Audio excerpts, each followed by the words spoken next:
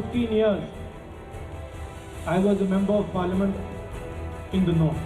So I had got used to a different type of politics. And for me, coming to Kerala was very refreshing. I found that people are interested in issues, and not just superficially, but going into detail in issues. Smriti Irani, Rahul Gandhi ने जो बयान दिया, उस बयान की वजह स्मृति ईरानी है। अगर मैं ये सवाल आपसे पहला पूछूं तो जवाब क्या है आपका? मैं ये मानती हूं कि अगर आपके मन में जनता के प्रति इतनी घृणा हो, इतनी नफरत हो, तो क्या उसका कारण सिर्फ एक भाजपा की उम्मीदवार बन सकती है? ये वो जनता है जिसने गरीबी झेली, ये वो जनता है जिसने जलालत झेली, ये वो जनता है जिसने अपने कांग्रेस के युवराज को 5 साल में एक ही बार देखा। फिर भी इस जनता ने विश्वास किया राहुल गांधी पर, इस विश्वास के सहारे कि उसके परिवार को बार बार इस जनता ने जिताकर भेजा। हाँ, चुनाव में राहुल गांधी हारे और उस हार का कारण सिर्फ राहुल गांधी थे, जनता नहीं थी। लेकिन 1.5 साल बाद हारने के बावजूद अपने मन में इतनी नफरत भर के घूमना उस जनता के खिलाफ जिसने वर्षों वर्ष तक उनके परिवार को आशीर्वाद दिया, उस जनता के खिलाफ जिसने 3 टर्म तक राहुल गांधी को बिना विकास किए हुए तब भी झेला, तब भी सराहा, तब भी पलकों पे बिठाकर रखा, उस जनता का इतना अपमान, आपको क्या लगता है उसका कारण सिर्फ मैं हो सकती हूँ? ये अमेठी की जनता से कभी भी घुले मिले नहीं थे अमीश जी, क्योंकि जब कोई जनता के मध्य में जाता है, हारते नहीं तो उत्तर भारत उनको सुहाता, 15 साल से सुहा ही रहा था। देखिए, उत्तर प्रदेश और विशेषतः अमेठी की जनता ने विकास के मुद्दों पर राहुल गांधी से प्रश्न करना शुरू कर दिया था। राहुल गांधी से बार बार हर विधानसभा में पूरी जनपद में एक ही प्रश्न हो रहा था कि 10 साल उनकी सरकार रही केंद्र में और वो स्वयं यूपीए की चेयरपर्सन के बेटे हैं, तो क्यों उन्होंने अमेठी में मात्र वादे किए, वो भी चुनाव तक सीमित, लेकिन अमेठी की तरफ रुख चुनाव के बाद कभी किया नहीं? क्यों उन्होंने विकास के कोई काम अमेठी में किए नहीं? अब राहुल गांधी बजाय इसके कि अपनी राजनीतिक दल के माध्यम से अथवा अपने अपने प्रयासों के माध्यम से अमेठी की जनता को कोई विकास का कार्य कर देते अथवा जनता के मध्य में संवाद करते, इस प्रकार से किसी और क्षेत्र में जाकर जनता का अपमान कर रहे हैं। और ये भी कहना उचित होगा अमीश जी कि वायनाड उनकी पहली पसंद नहीं थी। जब हार उनको साफ दिख रही थी अमेठी में, तब वो भागे वायनाड जी। लेकिन वायनाड जाकर भी जनता को भ्रमित करने का निरंतर उन्होंने काम किया। लेकिन कांग्रेस कह रही है कि राहुल गांधी तो सियासत में असली मुद्दे उठाने के लिए जाने जाते हैं, वो सियासत के असली मुद्दों की बात कर रही है। भारतीय जनता पार्टी और बीजेपी और ये मोदी सरकार बंटवारे की राजनीति करती है। अमित शाह और नरेंद्र मोदी बंटवारे की पॉलिटिक्स करते हैं। पार्टी के बयान पर ही अमीश जी, अगर मैं कांग्रेस पार्टी के इस बयान पर ही टिप्पणी करूं या आप सबका ध्यान आकृष्ट करूं, तो क्या यह मुद्दे की बात है राहुल गांधी के लिए? क्या अमेठी की जनता खोखली है? क्या राहुल गांधी का मुद्दा यह है कि उत्तर भारत की जनता समझदार नहीं है? क्या कांग्रेस की लीडरशिप जिसने आपको यह बयान दिया, वो राहुल गांधी के इस कथन पर अपनी मोहर लगा रहे हैं? लेकिन स्मृति जी, वो उनका कहना है कि उन्होंने नॉर्थ और साउथ का डिवाइड नहीं क्रिएट किया। जेपी नड्डा ने ट्वीट किया, स्मृति ईरानी ने ट्वीट किया, नॉर्थ और साउथ का डिवाइड तो ये लोग क्रिएट कर रहे हैं। वो तो पूरे भारत को एक देखना चाहते हैं। नॉर्थ और साउथ का डिवाइड तो तब क्रिएट हो गया था, नॉर्थ और साउथ का डिवाइड तो तब क्रिएट हो गया था जब राहुल गांधी ने स्वयं कहा कि वो नॉर्थ इंडिया से छूट कर जब निकले हैं बाहर 15 साल सांसद रहने के बाद, तो अपने आप को कितना महसूस कर रहे हैं, फ्रेश, कितना रिलीव्ड हैं। ये डिवाइड उन्होंने प्रस्तुत किया। भारतीय जनता पार्टी ने ऐसी टिप्पणी नहीं की। और सिर्फ दक्षिण और उत्तर भारत के बीच में फूट डालने की बात तक सीमित क्यों रहे? ये तो वो व्यक्ति है जिसने असम में जाकर गुजरातियों और गुजराती व्यापारियों के बारे में अनाप शनाप बातें कही हैं। लेकिन तो ये पहली बार फूट डालने का राहुल गांधी का प्रयास नहीं है। लेकिन आपको नहीं लगता, आदी हो चुके हैं इस प्रकार की राजनीति करने के। लेकिन स्मृति जी, आपको नहीं लगता आप थोड़ी पॉलिटिकली हार्श हो गई जब आपने इनको एहसान फरामोश कहा? मैंने बिल्कुल कहा उनको एहसान फरामोश। 15 साल अमेठी की जनता ने एक ऐसे सांसद को देखा जो हमेशा गायब रहा, फिर भी 3 टर्म उनको दिए। 15 साल अमेठी की जनता ने एक ऐसे सांसद को देखा जो सत्ता में रहकर भी जानबूझकर अमेठी की जनता का विकास नहीं कर रहा था। 15 साल कांग्रेस पार्टी के इस युवराज को अमेठी की जनता ने झेला, पलकों पर बिठाकर रखा, सराहा, इस उम्मीद में कि कभी तो उनके अंदर का इंसान जागेगा और गरीब को, मजलूम को वो सहारा देंगे, लेकिन नहीं दिया। तो हाँ, एहसान किया अमेठी की जनता ने ऐसे कांग्रेस के नेता पर, और ये एहसान चुकाने की बजाय वो अपमानित करते हैं अमेठी की जनता को। तो हाँ, मेरी आंखों में वो एहसान फरामोश हैं। क्या आपको लगता है कि जिस तरह से राहुल गांधी ने ये बड़ी टिप्पणी करी है और उस टिप्पणी के बाद लगातार रिएक्शंस आ रहे हैं, लेकिन कांग्रेस के अपने नेता आनंद शर्मा ने कहा है कि राहुल गांधी अगर ऐसा कुछ कह रहे होंगे तो वो अपने अनुभव के आधार पर कह रहे होंगे, लेकिन साथ में वो एक लाइन ये भी जोड़ देते हैं कि इस बात का जवाब, इस मुद्दे का जवाब राहुल गांधी से बेहतर कौन दे सकता है। मुझे लगता है कांग्रेस की अंदरूनी कला इसमें साफ झलकती है। अभी यह कांग्रेस पार्टी और उनके नेता स्वयं जाने कि राहुल गांधी कब क्या स्पष्टीकरण देंगे। मेरा अगर आप माने तो मुझे ऐसा लगता है राहुल गांधी के मन में जो नफरत थी वो ज़बान पे आ गई। मेरा ये मानना है कि राहुल गांधी जिस प्रकार की राजनीति करते हैं वो ना सिर्फ नॉर्थ और साउथ के डिवीजन की राजनीति है, बल्कि एक अपमान की राजनीति है। अमीश जी देखिए, चुनाव मैं भी हारी थी 2014 में अमेठी से, लेकिन इस प्रकार के शब्द कभी जनता के लिए मुंह से नहीं निकले। हार और जीत राजनीतिक सफर का एक अभिन्न अंग है। जरूरी नहीं है कि हर बार हम जीते, लेकिन हाँ, ये जरूरी है कि जब मैंडेट देती है जनता तो उसको स्वीकार करें, मैच्योरिटी दिखाकर, और उसका सम्मान करें। कहीं ना कहीं जनता को लगा होगा कि उस जनता की अपेक्षा पे वो खरे नहीं उतरे। विश्लेषण करने की बजाय, इंट्रोस्पेक्ट करने की बजाय वो जनता पर ही इल्जाम मढ़ते हैं, जनता को ही अपमानित करते हैं। लेकिन एक तरफ तो उत्तर भारत में, उत्तर प्रदेश में प्रियंका गांधी वाड्रा घूम रही है, लगातार किसान पंचायतों में जा रही है। उन्होंने तो इतना बड़ा आरोप लगा दिया कि मोदी सरकार पर, भाई के इस वक्तव्य का जी, श्रीमती गांधी, श्रीमती वाड्रा के मुख से खंडन का एक शब्द निकला है? अभी तक तो नहीं आया। अगर आएगा तो ब्रेकिंग न्यूज बनेगी वो। तो फिर इसका मतलब श्रीमती वाड्रा का उतना ही इसमें योगदान है, उतनी ही सहमति है जितना कि राहुल गांधी का वक्तव्य है। लेकिन वो तो कह रही हैं, उनका तो वक्तव्य जो आया वो ये आया कि भाई बहन समन्वय में काम करते हैं, समन्वय में राजनीति करते हैं। लेकिन उनका वक्तव्य तो ये आया कि मोदी सरकार भरोसे के लायक नहीं है। ये वो लोग हैं जो गोवर्धन पर्वत भी बेच सकते हैं, कहीं वही ना बेच दे। देखिए, जिसका पति स्वयं जमीन खरीदता है, किसानों से लूटता है, वो गोविंद और गोवर्धन की बात नहीं करे तो बेहतर है। आज भी अमेठी की जनता को जो राहुल गांधी कोस रहे हैं ना, उसी अमेठी की किसानों की जमीन हड़प कर स्वयं राहुल गांधी बैठे हैं।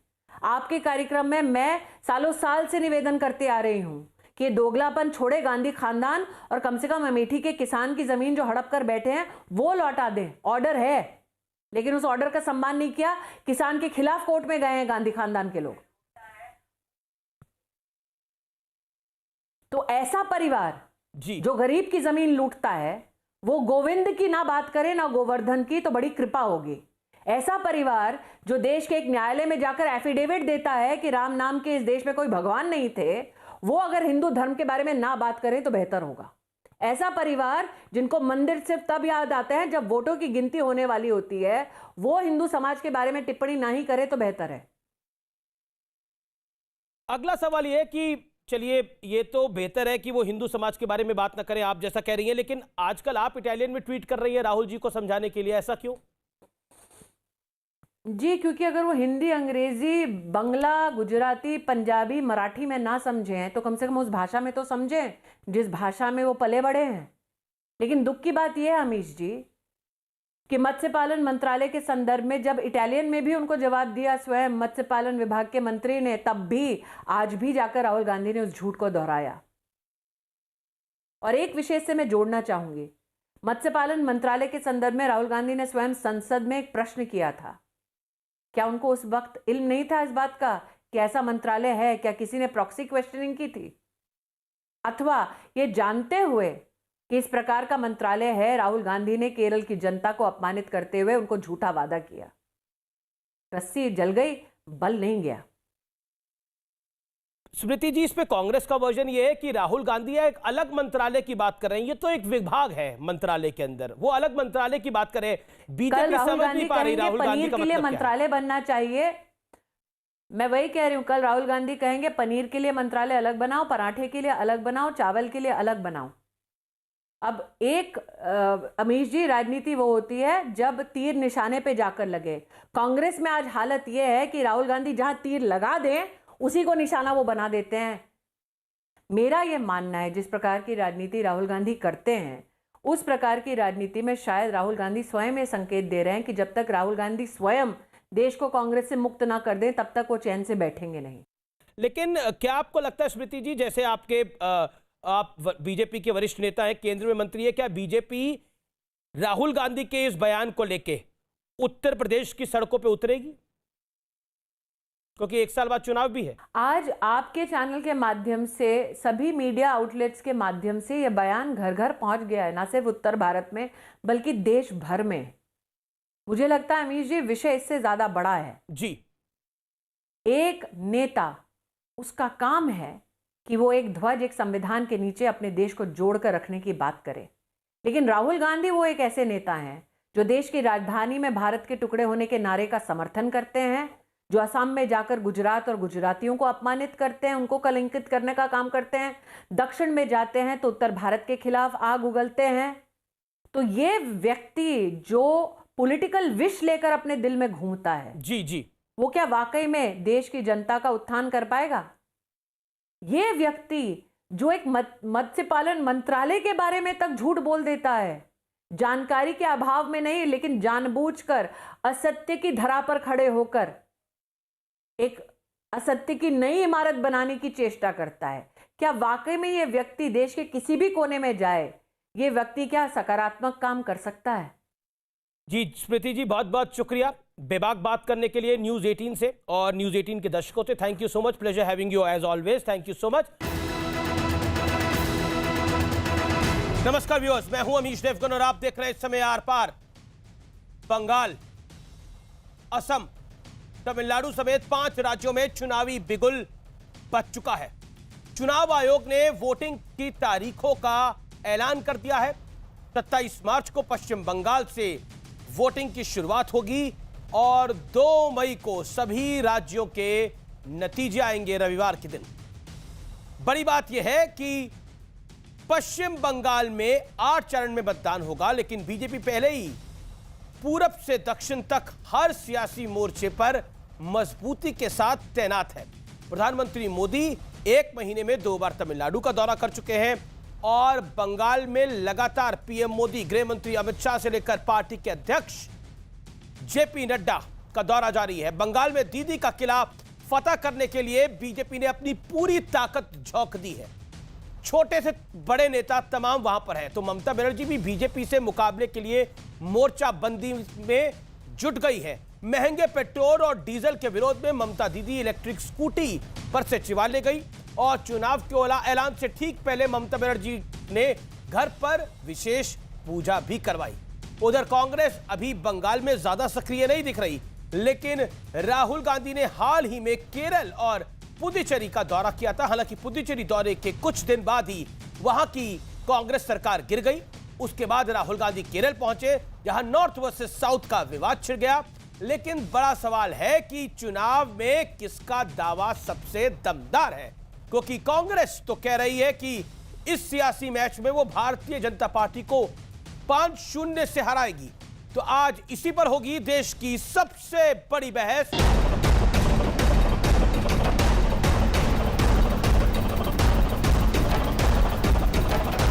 बंगाल में चौतरफा सियासी एक्शन, लेकिन सबसे बड़ा बवाल खुद कांग्रेस के भीतर छिड़ चुका है। बंगाल में नया दांव आजमाते हुए कांग्रेस ने अब्बास सिद्दीकी की पार्टी इंडियन सेक्युलर फ्रंट से गठबंधन किया, तो खुद दिग्गज कांग्रेस नेता आनंद शर्मा ने अपनी ही पार्टी को आईना दिखा दिया। आनंद शर्मा ने ट्वीट किया, सांप्रदायिकता के खिलाफ लड़ाई में कांग्रेस चयनात्मक नहीं हो सकती है। हमें हर सांप्रदायिकता के हर रूप से लड़ना है। पश्चिम बंगाल प्रदेश कांग्रेस अध्यक्ष की उपस्थिति और समर्थन शर्मनाक है। उन्हें अपना पक्ष स्पष्ट करना चाहिए। आईएसएफ और ऐसे अन्य दलों के साथ कांग्रेस का गठबंधन पार्टी की मूल विचारधारा गांधीवाद और नेहरूवाद धर्मनिरपेक्षता के खिलाफ है, जो कांग्रेस पार्टी की आत्मा है। इसके बाद तो कांग्रेस में भयानक गृहयुद्ध छिड़ गया। अधीर रंजन चौधरी आनंद शर्मा को कोसने लगे और कहा, जो लोग पार्टी को मजबूत करना चाहते हैं वो पांचों राज्यों में प्रचार करें और ऐसा बयान ना दें जिससे बीजेपी को फायदा हो। अधीर रंजन तो यहां तक कह गए कि आनंद शर्मा का बिग बॉस कौन है, आखिर वो किसे खुश करना चाहते हैं। उधर बीजेपी को बैठे बिठाए एक बड़ा मुद्दा मिल गया। आज कांग्रेस पार्टी एक फ्रिंज पार्टी बन चुकी है। बंधुगण, अपने प्रासंगिकता को बनाए रखने के लिए, अपने रेलेवेंस को बनाए रखने के लिए कांग्रेस आज अलायंस के ऊपर डिपेंडेंट है। जो अलायंस का खेल कांग्रेस पार्टी कर रही है, आज कांग्रेस पार्टी के अंदर भी उसको लेकर एक सुगबुगाहट है और पूरे हिंदुस्तान में कांग्रेस पार्टी में कुछ हो रहा है तो वो कांग्रेस वर्सेस कांग्रेस। कोई दीन ईमान नहीं है, कोई आइडियोलॉजी नहीं है, कोई विचारधारा नहीं है। भ्रष्टाचार ही कांग्रेस पार्टी की आइडियोलॉजी है। इस बीच यूपी के मुख्यमंत्री योगी आदित्यनाथ ममता बनर्जी को चुनौती देने के लिए पश्चिम बंगाल पहुंचे। बंगाल के अंदर दुर्गा पूजा पे प्रतिबंध लगाया जाता है, यहाँ की सरकार मौन बनी रहती है। बंगाल में आज जय श्री राम के नारे लगाने को भी प्रतिबंधित करने का कार्य किया जाता है और हमले करवाए जाते हैं। मैं ममता दीदी जी से अनुरोध करना चाहता हूं, एक सरकार कभी उत्तर प्रदेश में थी जो अयोध्या में राम भक्तों पर गोली चलाती थी। उस सरकार का हर्ष आपने देखा है क्या हो गया है, और अब बारी बंगाल में टीएमसी की सरकार की है। यहां पर लव जिहाद की घटनाओं को भी अंजाम दिया जा रहा है। तो आज बंगाल के चौतरफा सियासी एक्शन पर होगी देश की सबसे बड़ी बहस, बंगाल में सियासी उबाल। और अब आपको एक साधारण सा विश्लेषण बताते हैं 5 राज्यों में चुनाव का विश्लेषण। आइए, पॉइंट नंबर 1, बीजेपी के लिए राज्यों में दायरा बढ़ाने का यह बड़ा मौका है। फिलहाल भारतीय जनता पार्टी के पास 5 में से सिर्फ एक राज्य में बीजेपी की सरकार है, वो असम है। आगे बढ़ता हूं, बीजेपी के सामने दक्षिण में विस्तार का अवसर है। कर्नाटक में ऑलरेडी सरकार है, तो अगर यहां पर तमिलनाडु में एआईएडीएमके के साथ मिल के बीजेपी आ पाती है तो वो ऐतिहासिक होगा। उसके अलावा क्योंकि केरल में भी चुनाव है, हालांकि केरल में बीजेपी की स्थिति उतनी मजबूत नहीं दिखाई देती, लेकिन फिर भी चुनाव बीजेपी लड़ रही है, प्रधानमंत्री भी गए हैं। बंगाल में ममता बनर्जी के लिए साख बचाने का सवाल है। कांग्रेस बंगाल में अभी ज्यादा सक्रिय नहीं दिख रही, कांग्रेस पार्टी जो है वो ज्यादा सक्रिय नहीं दिख रही, लेकिन भारतीय जनता पार्टी के लिए बड़ा महत्वपूर्ण चुनाव है, खासतौर पर बंगाल का। लेकिन सबसे बड़ा मुकाबला आज विश्लेषण के अंदर मैं आपको बताना चाहता हूं, सबसे बड़ा मुकाबला ये 2 चेहरे, एक देश के गृह मंत्री और एक इस समय की सिटिंग सीएम ममता बनर्जी, ये मुकाबला खड़ा है। लेकिन ये मुकाबला बहुत महत्वपूर्ण है, और ये मुकाबला इसलिए महत्वपूर्ण है क्योंकि अमित शाह बंगाल में पिछले गत 5 साल में कि ये सीटें आएंगी, आप करके देख लीजिए, 20 से ज्यादा, हालांकि सीटें आई 18। भारतीय जनता पार्टी की बड़ी तैयारी है, लेकिन ममता बनर्जी भी सब पर क्या भारी हैं, ये बड़ी बात है। लेकिन एक आंकड़ा, एक तथ्य दिखाता हूं, क्योंकि बड़े सारे सवाल हो रहे हैं कि इलेक्शन कमीशन जो है उसने गलत कर दिया है। 2011 में 6 चरणों में चुनाव हुआ, नतीजा ममता बनर्जी की सरकार बनी, ममता बनर्जी जीती। 6 चरणों में चुनाव हुआ 2016 में, इससे पहले वाला चुनाव 7 चरणों में चुनाव हुआ, नतीजा ममता बनर्जी जीती। लेकिन इस बार 2021 के अंदर चुनाव 8 चरणों में हो रहा है, और दीदी कह रही है कि सेटिंग है।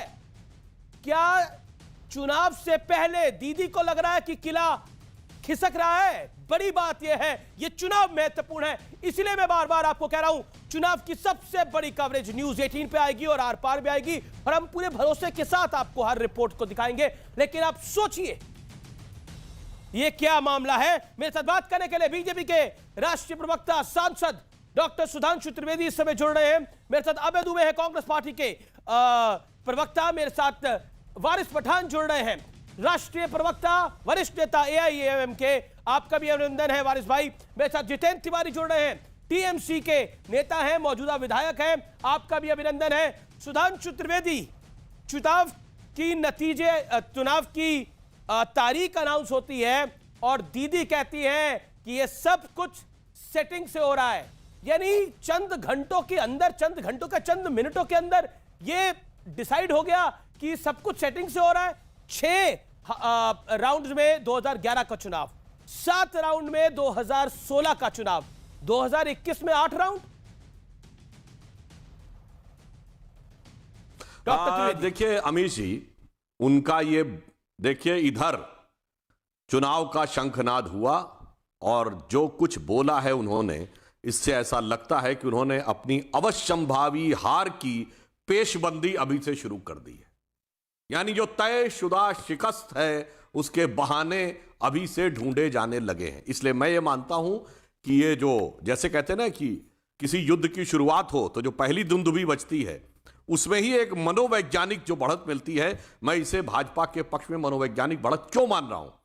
यह चुनाव ऐसा है जहां 3 सीटों की पार्टी, और उसके बाद भी आप बंगाल में देखिए, तीनों पार्टियां हम ही से मुकाबला कर रही हैं, तीनों हम ही को टारगेट कर रही हैं, टीएमसी, कांग्रेस और लेफ्ट।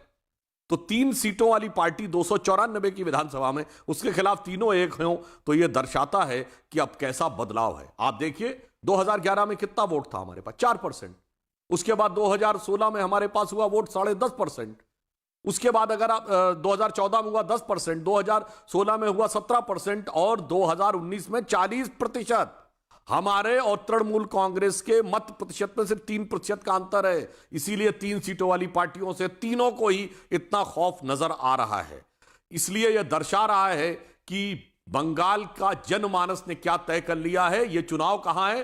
द्राविड़, असम और बंग, और तीनों में उठने वाली है राष्ट्रवाद की तरंग।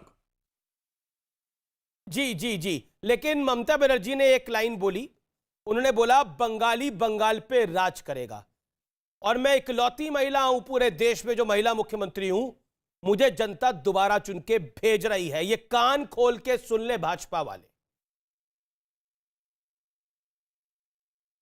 देखिए, मैं ये कहना चाहता हूं, बिल्कुल सही उन्होंने कहा है। ये बताइए, 3 राष्ट्रीय दल हैं, कांग्रेस, कम्युनिस्ट और भाजपा। कांग्रेस किसकी पार्टी है? एक अंग्रेज अधिकारी ए.ओ. ह्यूम ने बनाई 1885 में गुलामी के दौर में। कम्युनिस्ट किसने बनाई? 1925 में पीसी जोशी ने। ये तो अपने को अंतरराष्ट्रीय पार्टी मानते हैं, ये तो एक मल्टीनेशनल की इंडिया की शाखा है। और हमारा संस्थापक कौन? श्यामा प्रसाद मुखर्जी, देश के आजादी के बाद पहले राजनीतिक बलिदानी। तो मूल बंगाली की जो पार्टी है, जिसके संस्थापक बंगाली थे, इस बंगाल की धरती के पुत्र, वो तो श्यामा प्रसाद मुखर्जी जी की पार्टी थी, वही राज करेगा। उन्होंने सही बोला है, इसमें कोई दो राय नहीं है। ममता जी की तो मूल जो पार्टी थी, तृणमूल कांग्रेस नाम है ना, पर इसका तृणमूल तो कांग्रेस में था। ओके, तौसीफ खान बने हैं ना कांग्रेस से अलग होकर। तौसीफ खान मूलतः भारतीय हैं और मूलतः बंगाल के लाल के द्वारा स्थापित है। तौसीफ खान, डेट शीट कह रहे हैं कि बीजेपी अब दफ्तर से आ रही है, ऐसा क्यों? 2011 में कितने राउंड थे? 6 राउंड। 2016 में कितने राउंड थे? 7 राउंड। अब 8 राउंड में क्या दिख रहा है? हार?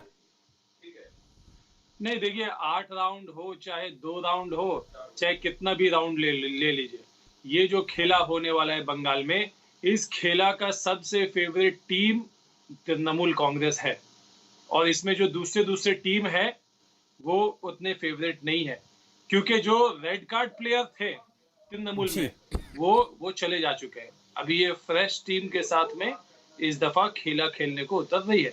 और ये बात करते हैं बंगाल में जो अभी सबसे बड़ा नारा जो सब जगह गूंज रहा है, वो है कि बांग्ला निजेर मेके चाय। बांग्ला को, अपनी बेटी को ही बंगला चाहता है, और बंगला की बेटी ममता बनर्जी तीसरी दफा फिर से चीफ मिनिस्टर बन करके आएंगी, और इस दफा 211 से ज्यादा गोल मारा जाएगा। मेरे पास देखिए, आप निश्चित तौर पर जब भी मैच होता है तो शुरुआती दौर में जो टीम के प्लेयर आते हैं वो यही सब कहते हैं जो आपने कहा, और कहना भी चाहिए। अच्छा लगा, आपकी स्पिरिट अच्छी लगी, लेकिन कुछ आंकड़ों की बात कर लेते हैं। हाँ, ऐसा क्यों कहना कि ये पूरा का पूरी स्क्रिप्ट बीजेपी लिख रही है, जबकि राउंड 2011 और 16 में भी उतने थे। 2019 के मैं अगर आंकड़ों को देखूं, जहां आप कह रहे थे कि बीजेपी का खाता पता नहीं खुलेगा नहीं खुलेगा, एक सीट बची थी, मुझे याद है 2019 का चुनाव, आप हमारे साथ आते थे तौसीफ भाई, और आप कहते थे, डॉक्टर त्रिवेदी भी रहते थे उस कार्यक्रम में, और आप कहते थे कि देखिए खाता इनका खुलेगा नहीं इस बारी, लास्ट टाइम 1-2 सीट आ गई थी, इस बारी वो भी नहीं आएंगी, लेकिन 18 और 22 आई, और वोट शेयर बीजेपी का 41% था और आपका 44% था। कांग्रेस और लेफ्ट बहुत पीछे थे 6-6% के साथ।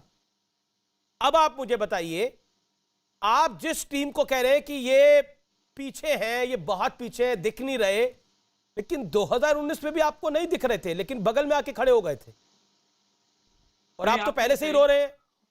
आपने सही बोला कि 2019 के चुनाव में बीजेपी को वोट शेयर में बढ़त हुई, ये बात सही है, क्योंकि लेफ्ट वाले जो बिल्कुल खत्म हो गए थे, उनका सारा वोट जो है बीजेपी को चला गया था। देखिए, अभी राज्य सरकार में, अभी राज्य चुनाव में बीजेपी फेवरेट टीम क्यों नहीं है, उसका एक बहुत बड़ा कारण है कि उनका कोई कप्तान नहीं है। तृणमूल का अपना कप्तान है, ममता बनर्जी है, जो कि 10 साल से चीफ मिनिस्टर है, 40 साल से राजनीति में है, लेकिन जो उनके ओपोनेंट है उनका कोई कप्तान ही नहीं है। बिना कप्तान की तरह है। वो कभी वो कह तो देते हैं कि बंगाल का ही कोई व्यक्ति को हम ठीक है, सुधांशु त्रिवेदी बनाएंगे, लेकिन नाम नहीं। जवाब डॉक्टर त्रिवेदी जवाब, डॉक्टर त्रिवेदी जवाब। Let BJP member of parliament respond now. हाँ, बिल्कुल तौसीफ जी ने सही कहा। हम आज तक तो बंगाल की राजनीति में प्रासंगिक दल ही नहीं थे। हमने कहा ना तो हम मुख्य विपक्षी दल है, ना सत्ताधारी दल, तो ऑब्वियसली हमारे यहां तो नेता प्रतिपक्ष तक नहीं है। परंतु आप एक बात समझ लीजिए, जब जनता मन बना लेती है ना, तो वो उसका मन बन जाता है, और नेतृत्व देखिएगा, बंगाल का कोई ऐसा सपूत या कोई बंगाल की माटी से उठा हुआ ऐसा नेता इसका नेतृत्व करेगा कि वो बंगाल की खोई हुई शक्ति, खोई हुई समृद्धि और खोए हुए सम्मान को पुनर्स्थापित करेगा। आप आश्वस्त रहिए। अभी आपने कहा लेफ्ट का वोट हम ले गए, जनाब आपने बड़ी अच्छी बात कही। इतनी आसानी से आपने बोल दिया कि लेफ्ट का वोट हम ले गए। आपको लगता नहीं है कि इतनी आसानी से लेफ्ट, जो हमारा दुर्विरोधी है, सबसे ज्यादा अगर हमारा वैचारिक मतभेद किसी पार्टी से है तो लेफ्ट से है, और उसके बाद उसका वोट हमारी तरफ आ गया। क्या आपको यह बात इतनी सहज लगती है? और एक वाक्य और कह दूं, जिसका शायद उत्तर अभय दुबे जी बेहतर देंगे। यह चुनाव एक मामले में और विचित्र है अमीश जी। बंगाल में लेफ्ट और कांग्रेस साथ है, और केरल में लेफ्ट और कांग्रेस लड़ रहे हैं।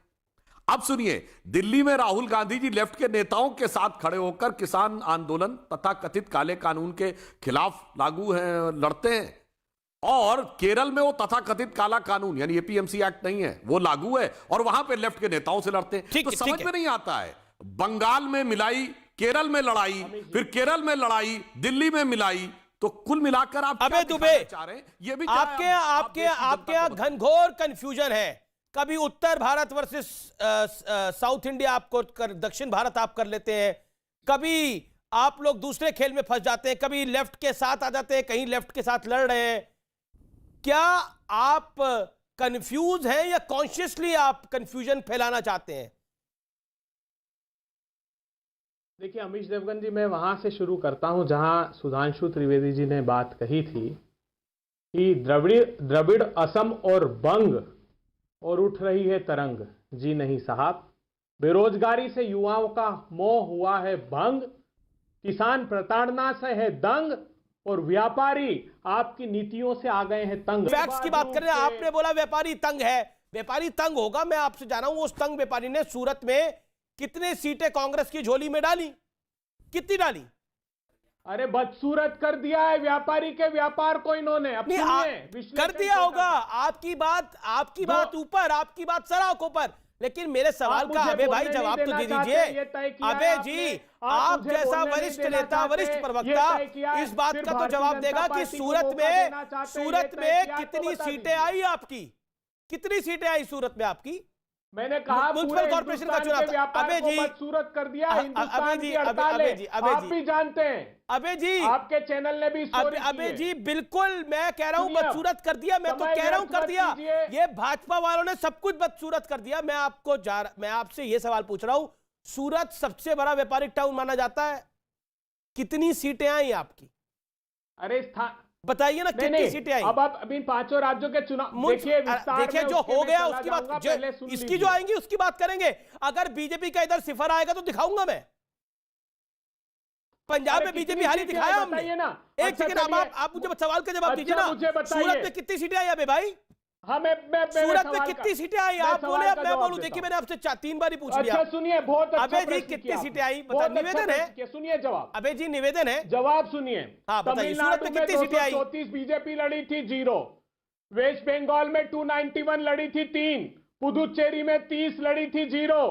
केरला में 98 लड़ी थी, 1। फैक्ट सच और कह रहे हैं आगे आप। सुन लीजिए, ये आप जो बड़ा महान नेता बता रहे हैं मोदी जी को, इन राज्यों के अलावा पंजाब में हारे, झारखंड में हारे, मध्य प्रदेश में हारे, छत्तीसगढ़ में हारे, राजस्थान में हारे, बिहार में हारे, और इस बार बिहार की जीत उन्होंने छीनी है। दिल्ली में हारे, ओडिशा में हारे, महाराष्ट्र में वो नहीं है, गुजरात में किनारे पर है, हरियाणा में बहुमत नहीं आया, गोवा से लेकर मणिपुर तक तो आप कह रहे हैं कि बीजेपी पूरे देश में हार रही है, के बावजूद। मतलब आप मान रहे हैं कि इलेक्शन कमीशन बिल्कुल ठीक है, ईवीएम बिल्कुल ठीक है, बीजेपी तो हर जगह हार रही है, कहीं जीतती नहीं है, जुगाड़ से सरकार बनाते, यही कह रहे हैं ना आप? सुधांशु त्रिवेदी जवाब। राहुल गांधी, आप कह रहे हैं कि नरेंद्र मोदी की परफॉर्मेंस खराब है, राहुल गांधी की बेहतरीन है, यही है आपकी बात अबे जी? अब देखिए, मैं एक महत्वपूर्ण बात कहूं, जैसे आपने मैं चाहता हूं कि एक 10 सेकंड और दीजिए ताकि ले मैं लीजिए, जवाब ले लीजिए, अरे सुनिए ना। आप 15 सेकंड ले लीजिए सर। अच्छा, ये भी मुझे बता दीजिए, नरेंद्र मोदी की बोल लीजिए, परफॉर्मेंस बोल क्यों लीजिए। खराब है और राहुल जी की परफॉर्मेंस क्यों बेहतरीन है? ये 10 सेकंड में जवाब दे दीजिए। देखो, इन्होंने सुधांशु जी ने कांग्रेस का प्रश्न खड़ा किया, तो सुधांशु जी इतिहास ढंग से पढ़ा कीजिए। पश्चिम बंगाल में कांग्रेस पार्टी का प्रतिनिधित्व मातांगी हाजरा करती थी, जिसने तामलुक के जिले में वंदे मातरम का उद्घोष करके बरतानिया हुकूमत के थाने को घेरा और एक के बाद एक 3 गोलियां खाई। ठीक है, ठीक है। आपने अच्छा हुआ श्यामा प्रसाद मुखर्जी साहब का उल्लेख किया। श्यामा प्रसाद हो गए सर, हो गए सर, 15 सेकंड हो गए। सुधांशु 40 सेकंड में जवाब दें। वारिस पठान एंड जितेंद्र तिवारी। पाकिस्तान का प्रस्ताव पड़ा, वारिस, ओके, वो ओके लेट सुधांशु कम इन। सुधांशु जी, नरेंद्र मोदी की परफॉर्मेंस खराब है, कांग्रेस की परफॉर्मेंस बेहतरीन है। पहले जरा अभय जी की बात का एक उत्तर दे दूं, उसके बाद एक कहूंगा। इन्होंने कहा, तो मैं याद दिलाना चाहता हूं, अगर आप इतिहास की बात करेंगे तो स्वतंत्र भारत की पहली निर्वासित सरकार बनाने वाले सुभाष चंद्र बोस जी का नाम कहीं भारत की पहली सरकार में नहीं आता है। और इस बंगाल की धरती से उठे हुए सूर्य सेन, शचींद्रनाथ सान्याल, बाघा जतीन जैसे महान क्रांतिकारियों को, जिन वामपंथियों ने आतंकवादी लिखा, उन्हें आप लोगों ने महिमा मंडित किया। तो बंगाल की संस्कृति के साथ क्या हुआ ये सबको पता। और मैं एक और बात कह दूं, जब वंदे मातरम गाया गया था और जिन्ना ने कहा था मैं वंदे मातरम नहीं गाऊंगा क्योंकि ये हिंदू प्रार्थना लगती है, वो लाइन क्या थी जिसपे उसे आपत्ति थी? वो लाइन थी, तुम दुर्गा 10 प्रहर धारणी, कमला कमल दल विहारणी। भारत माता तुम ही दुर्गा हो और तुम ही कमल पर बैठी सरस्वती हो, और आपने खट से हटा दिया था। वारिस जी, आप चुनाव वहां पर क्या जीतेंगे? दीदी तो आपको रोड शो ही नहीं निकालने दे रही। 8 चरण में चुनाव होने हैं, वेस्ट बंगाल में, तमिलनाडु में, पुडुचेरी में, तो बिल्कुल हम चुनाव लड़ेंगे। डेमोक्रेटिक कंट्री में रहते हैं, संविधान ने जितना पावर बीजेपी, टीएमसी, कांग्रेस को दिया है चुनाव लड़ने का, उतना ही हमको भी अधिकार है लड़ने का। हमारी सभा होनी थी हमारे पार्टी के प्रेसिडेंट बैरिस्टर असदुद्दीन ओवैसी साहब की बंगाल में। सारे पेपर, सारे डॉक्यूमेंट प्रॉपर थे, परमिशन के लिए डाले गए थे, मगर हमको परमिशन नहीं दिया गया। क्यों नहीं दिया गया? भाजपा जाके कर सकती है, मोदी जी जाके प्रचार कर सकते हैं, अमित शाह जाके प्रचार कर सकते हैं, नड्डा जाके वहां पे पब्लिक मीटिंग कर सकते हैं, मगर हमको इजाजत नहीं दी। तो ये दिखाता है टीएमसी का भी 2 रूप जो है उनके सामने आ गए। एक तरफ तो उनके जो एमपीज है वो लोकसभा में, राज्यसभा में चिल्लाते हैं, डेमोक्रेसी की बात करते हैं, सेक्युलरिज्म की बात करते हैं, और वहां पर कुछ अलग ही चेहरा है इनका। अगर डेमोक्रेसी की आप बात करते हो तो उस पर अमल भी करिए ना। डेमोक्रेसी ने जितना अधिकार आपको अपनी बात रखने का दिया है, उतना ही अधिकार मुझे दिया है, असद साहब को दिया है अपनी बात रखने का बंगाल में। वहां के लोग बुला रहे आइए, मगर नहीं, इन्होंने हमको इजाजत नहीं दिया। अब तो इलेक्शन कमिश्नर आ गया, कोड ऑफ कंडक्ट लग गया। मतलब दिखाने वाली बात यह है कि हम लोग यही जो कहते हैं वो सच निकल रही है बात, कि ये भाजपा एक तरफ और टीएमसी कांग्रेस दूसरी तरफ, दोनों एक ही सिक्के के दो पहलू है, दोनों में कोई कमी नहीं है। एक अपीसमेंट की पॉलिटिक्स कर रहा है और दूसरी अपनी डिविजिव पॉलिटिक्स हेट्रेड की चालू कर दिया है। तो दोनों से ही हमारी टक्कर है। जितेंद्र तिवारी जवाब देना चाहते हैं। और जो आपका सवाल था कि आप जाके लड़ेंगे, हम लड़ेंगे भी और इंशाल्लाह हम वहां पर चुनाव जीतेंगे भी, क्योंकि लोगों का मैंडेट हमारे साथ है। बिल्कुल जी जी जी जी जी जी जी जी वारिस जितेंद्र तिवारी का जवाब सुन लीजिए ना वारिस जितेंद्र तिवारी का जवाब सुन लीजिए। देखिए आज से 3 महीने पहले पूरी बंगाल की जनता का सेवा करने का एक मौका सारे लोगों को मिला था। वो कोरोना का समय था। कोरोना के समय सारे राजनीतिक दल के लोग आकर बंगाल के लोगों की सेवा कर सके, लेकिन ओवैसी साहब की पार्टी के लोग उस समय नजर नहीं आए। और ओवैसी साहब के पार्टी की ये जो प्रवक्ता है, इनकी बातों से ये लगता है कि ममता बनर्जी पर तो इन्हें बहुत गुस्सा है, लेकिन मोदी जी ने बहुत अच्छे लगते हैं, अमित शाह जी ने बहुत अच्छे लगते हैं, और इन्हें अलग से रैली करने की जरूरत क्या है? मोदी जी के भी खिलाफ बोला है साहब, आप मेरा बयान और मोदी जी अलग छोड़। अरे दोनों में एक ही सिक्के के दो पहलू, एक तो हेट्रेड की पॉलिटिक्स कर रहे हैं, वो तो जग जाहिर है ही, मगर ममता जी के जो लोग लोकसभा और राज्यसभा में खड़े होकर डेमोक्रेसी की चिल्ला पुकार करते हैं, संविधान की बात करते हैं, जितेंद्र जी को मौका देना चाहिए। दो मुहैया चेहरा है उनका। आप बोलने दीजिए मुझे। मैं कहता हूं बंगाल के लोग जब कोरोना के समय परेशान थे, उस समय ओवैसी जी को इतना प्यार था बंगाल के लोगों तो क्यों नहीं आए? उस समय आ सकते थे कि हाँ मैं भी आपके साथ खड़ा हूं। केवल चुनाव के समय इन्हें बंगाल याद आता है, केवल भारतीय जनता पार्टी को लाभ पहुंचाने के लिए। इनके लिए जुलूस की रैलीज की तैयारी भारतीय जनता पार्टी करती है। वारिस जी को सुनिए 20 सेकंड के लिए। वारिस जी कुछ कह रहे हैं, 20 बिल्कुल गलत आरोप है इनसे। इन्हें शायद पता नहीं है कि हमारी जो टीम है एमआईएम की पूरी तरह से कोरोना के वक्त भी बांग्लादेश वहां पे थी, वेस्ट बंगाल में, और पूरी तरह लोगों की सेवा कर रही थी। आप पहले अपना स्टडी तो कर लीजिए साहब, मुर्शिदाबाद के लोगों को पूछ लीजिए, मालडा के लोगों को आप जाके पूछ लीजिए। हमारी टीम वहां गई थी, हमारे जो एक्स मेयर है हैदराबाद के माजिद हुसैन साहब खुद वहां पर मौजूद थे। ये देखिए इसी तरह के इल्जामबाजी लगा के कुछ फायदा नहीं होगा। पब्लिक ने आप पे से विश्वास खो दिया है। आज पब्लिक को विश्वास असदुद्दीन ओवैसी की पार्टी एमआईएम पे है, पब्लिक उनके साथ है। क्यों आप इजाजत नहीं दी हमको? चलिए बताइए पब्लिक मीटिंग का सबको अब इजाजत है। ये घबराहट और बौखलाहट है ना। अरे आप ऐसे लेकर डीटी तक बोल दीजिए, कोई फर्क नहीं पड़ने वाला है। हम लोग चुनाव नहीं लड़े पहला, क्यों भाजपा 18 सीटों पे जीत गई? चलो बताओ मुझे। हम लोग चुनाव नहीं लड़े थे, 18 सीट पे भाजपा जीत गई। और आपके वरिष्ठ नेता अगर आपकी पार्टी छोड़ के बीजेपी में चले जाते हैं तो हमारा कुछ नहीं है भी क्या? इसका भी ठेका हमारे साथ डालोगे आप? सेल्फ इंट्रोस्पेक्शन करिए ना। मोदी जी अच्छे लगते हैं तो आपको मोदी जी अच्छे लगते हैं। आलोक मेहता सवाल खड़े होते हैं, ओवैसी क्यों चुनाव लड़ रहे हैं? ओवैसी बीजेपी की मदद करते हैं। सवाल खड़े हो रहे हैं नरेंद्र मोदी की परफॉर्मेंस कैसी है? सोचिए, अभी आपने अबे दुबे को सुना, क्या कहना चाहते हैं आप इन चुनावों के मद्देनजर? असम, बंगाल, तमिलनाडु, केरल, पुडुचेरी। देखिए ये बात अभय जी ने जो कही, लेकिन उन्होंने देखा नहीं लोकसभा चुनाव में क्या हुआ था। 125 के आसपास विधानसभा क्षेत्रों में बीजेपी को बढ़त जागे मिली, सीटें उनकी 20 के आसपास आ गई। तो मैं मानता हूं कि मोदी जी का हम ये नहीं कि विधानसभा चुनाव लड़ने जा रहे हैं। आपने ठीक कहा, अमित शाह हो या कैलाश विजयवर्गीय हो, वो लगातार यदि काम करते रहे नतीजे सामने आएंगे। हम और आप भविष्यवाणी नहीं कर रहे हैं, लेकिन प्रधानमंत्री नरेंद्र मोदी जी की विश्वसनीयता, उनके और अमित शाह के समय जो भीड़ दिखाई दी है, आज यदि आप चावल का दाना जब देखते हैं कहीं पकता है तो दाने से अंदाज लगता है ना कि क्या हो रहा है। उसी तरह से ओवैसी वाली बात बड़ा जोरदार है। देखिए ओवैसी की वजह से यदि बीजेपी को फायदा हो रहा है तब तो मानना चाहिए कि भाई ठीक है, ये तो बीजेपी के लिए अल्पसंख्यक भी बड़ा वोट देने को तैयार है। क्या अल्पसंख्यक को आप समझते हैं कि नासमझ है? और अल्पसंख्यक अहमदाबाद में क्यों जीत हुई बीजेपी की?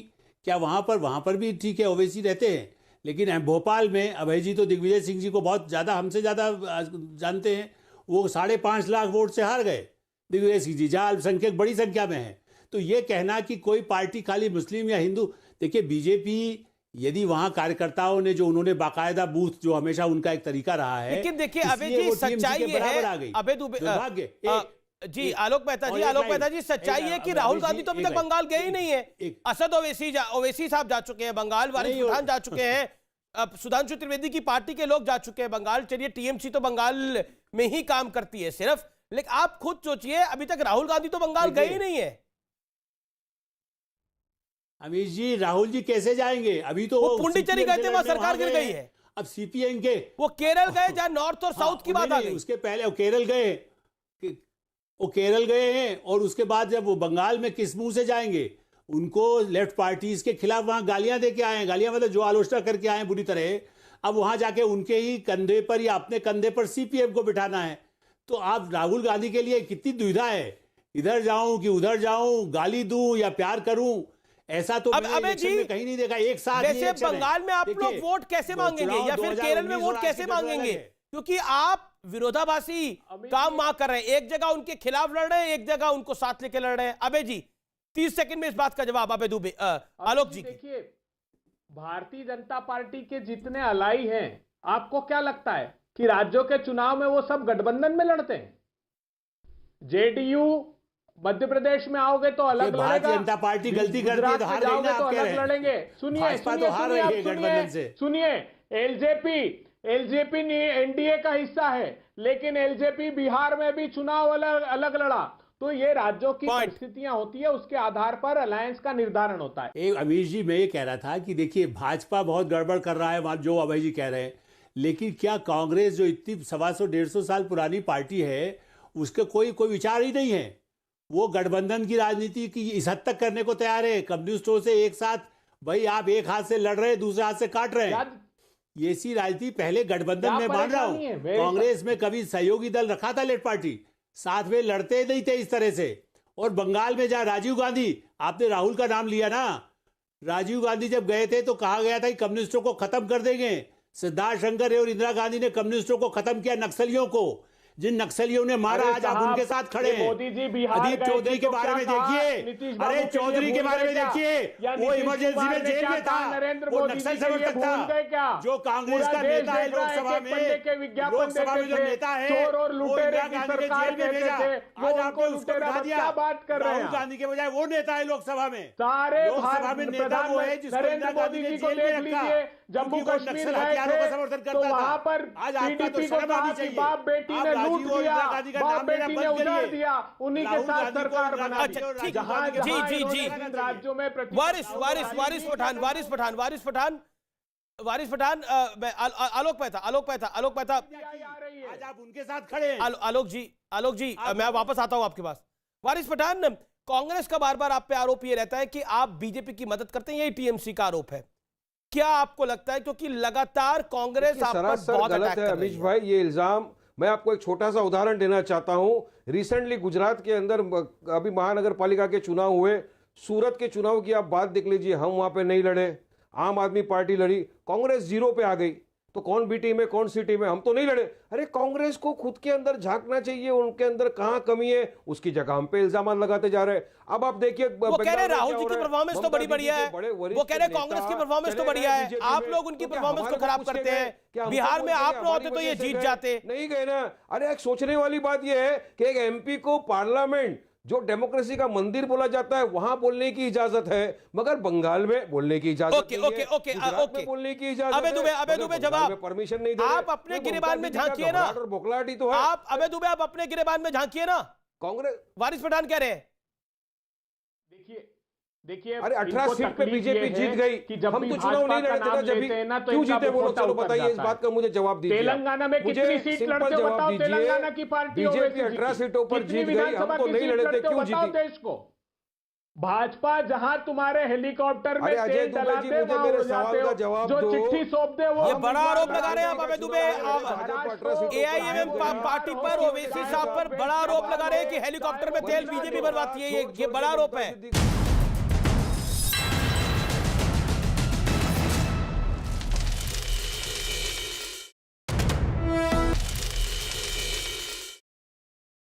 मेरे साथ मौजूद है इस समय बात करने के लिए भारतीय जनता पार्टी के बंगाल चीफ दिलीप घोष। दिलीप बाबू, स्वागत है आपका इस चर्चा में। दिलीप घोष, आपने सुना जो ममता बनर्जी ने बोला, कह रहा है बंगाल में कोई और शासन नहीं करेगा, बंगाल में बंगाली ही शासन करेगा, और केरल में कोई भी राउंड नहीं, और बंगाल में 8 राउंड का चुनाव, लेकिन 8 राउंड का भी चुनाव करा ले बीजेपी, मैं हराऊंगी। हमेशा जब वो कोई समस्या में पड़ती थी, किसी की मर्डर हो गया, किसी को धक्का लग गया, तो सीबीआई इंक्वायरी मांगती थी। आज सीबीआई से डरती थी, आज चुनाव कमीशन से डरती है। क्यों? सेंट्रल फोर्स आ गया तो उनको बड़ा प्रॉब्लम होता है। क्यों? बंगाल के लोग सेंट्रल फोर्स छोड़कर चुनाव कल्पना नहीं कर सकते हैं। वहां की पुलिस, कानून व्यवस्था और पुलिस को कोई विश्वास नहीं करता है। इसीलिए, और हम भी बार बार उनको निवेदन किया कि मैक्सिमम राउंड में हो कि जो शांतिपूर्वक निष्पक्ष चुनाव हो और पूरा सेंट्रल फोर्स तैनात करके हो। मुझे लगता है कि सारे पार्टियां इस प्रकार डिमांड किया, इसीलिए शायद उन्होंने इस प्रकार सोचा है और इस प्रकार व्यवस्था किया है। जो चीज खुद डिमांड करती थी ममता बनर्जी, आज वहां उल्टा क्यों लग रहा है? लेकिन ममता बनर्जी कह रही है कि इलेक्शन कमीशन ने बीजेपी के कहने पर काम किया है, जो coat and quote Mamata Banerjee का आरोप है ना। बिल्कुल सही है। यहाँ सीबीआई आएगा तो वो बोलेगा कि सेंट्रल गवर्नमेंट की इशारे पर काम, ईडी की वही है, सेंट्रल फोर्स वही है। कल सुप्रीम कोर्ट के बारे में ऐसी बोलेगी, सेंट्रल फोर्स के बारे में। तो ये तो बांग्लादेश और भारत पाकिस्तान का जैसा हो गया मैच, इस प्रकार बातचीत हो रही है। क्या आपको लगता है कि जो ममता बनर्जी कार्ड खेल रही है, पहला कार्ड उनका है बंगाली कार्ड, जिसमें कह रही है कि बंगाली राज करेगा। दूसरा कार्ड है कि इस देश में एक ही महिला मुख्यमंत्री बची है और उसको दोबारा पब्लिक चाहेगी बनाना। क्या आपको लगता है यह आपके लिए बहुत मुश्किल होगा पार पाना? नहीं, देखिए, क्योंकि ममता बनर्जी भी कच्ची खिलाड़ी नहीं है पॉलिटिकली। 6 महीना 8 महीना पहले की बड़े घमंड के साथ बोलती थी हम तो सब काम कर दिया, क्या क्या दिया, क्या है। अब महिला हो गई है, बेचारी हो गई है, बेटी हो गई है। अभी तक तो दीदी थी, फिर माँ की किचन खोल दिया, माँ हो गई। अब क्यों बेटी बन रही है, क्यों गुहार लगा रही है? हम रामनवमी करते हैं, राम का पूजा करते हैं सांप्रदायिक, उनका घर में यज्ञ हो रहा है, पूजा हो रहा है, तो वो क्या हिंदू प्रेमी हो गई? उल्टा मामला नहीं होता है। घोष बाबू, किसी को अपने घर में यज्ञ पूजा करने का तो अधिकार होता है कि वो अधिकार भी दिलीप घोष देंगे? नहीं, हम करेंगे तो हम सांप्रदायिक हो जाते हैं। उनके वहां पूजा होता है तो कोई प्रॉब्लम नहीं है, वो सेकुलर रहते हैं। वो मुसलमानों के लिए अलग स्कूल, यूनिवर्सिटी, इमाम मुआजिम का भत्ता, जी पॉलिटेक्निक, ITI बनाने से अब तो सरस्वती पूजा भी हो रही है। लेकिन देखिए, पॉलिटिकल पंडित और उनके पॉलिटिकल पंडित कहते हैं, प्रशांत किशोर, देखिए हमारी लड़ाई तो 30% से शुरू होगी, क्या करिए कहिएगा? नहीं, देखिए, हम तो चुनाव देश में लड़ रहे हैं, एक जगह नहीं है, वो तो एक ही जगह लड़ते हैं। नहीं, पर 30% की बात क्या करेंगे? क्योंकि देखिए, बंगाल के अंदर ऐसा माना जा रहा है कि 30% के करीब मुसलमान है और वो बड़ा वोट बैंक है ममता बनर्जी का। असम में 34% मुसलमान है, बाकी संख्यालघु को मिला लेंगे तो 40% से ऊपर है। फिर भी हमने सरकार चलाया वहां। बाकी प्रदेशों में ऐसा है जो केवल मुस्लिम को वोट बैंक मानते हैं। इस प्रकार राजनीति अब खत्म होने वाली देश से। बंगाल में इसी प्रकार कहां खत्म हो रही है दिलीप बाबू? ये राजनीति कहां खत्म हो रही है? आप देखिए, MIM कई जगह अच्छा कर रही है इसी राजनीति के कारण। कौन सी सेकुलर राजनीति करती है MIM? नहीं, जो पार्टियां आज तक सेकुलर पॉलिटिक्स की और मुसलमानों को वोटर बनाकर रखा है, उन्होंने उनके लिए कुछ नहीं किया है। आज मुसलमान बेचारे जाए कहां? भाजपा को डर दिखा करके उसका वोट लेते हैं, लेकिन उनके लिए कुछ नहीं करते हैं। मैं बहुत बहुत शुक्रिया आपका घोष बाबू, हमारे साथ जुड़ने के लिए इस चर्चा में। Thank you so much Dilip Ghosh, BJP chief Bengal unit के।